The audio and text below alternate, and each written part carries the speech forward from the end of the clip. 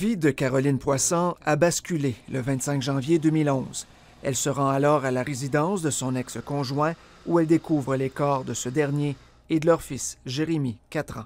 L'IVAC, l'indemnisation des victimes d'actes criminels, va refuser de la reconnaître comme une victime.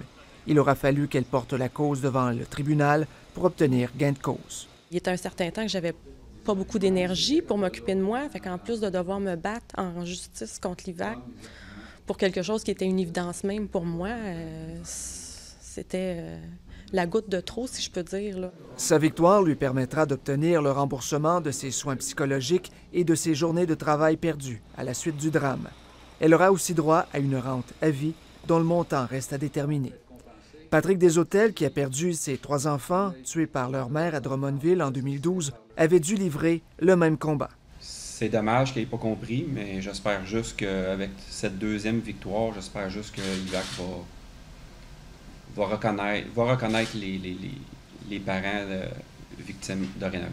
L'avocat qui a défendu les 2 parents devant le tribunal administratif espère une intervention de la ministre de la Justice auprès des fonctionnaires de l'IVAC.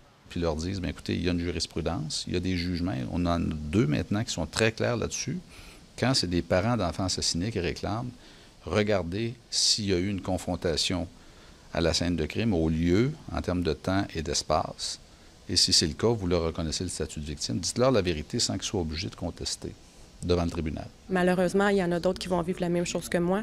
Je souhaite que ces parents-là n'aient pas à se battre en justice comme moi j'ai eu à le faire pour obtenir leur statut de victime. Ici Yannick Bergeron, Radio-Canada, Québec.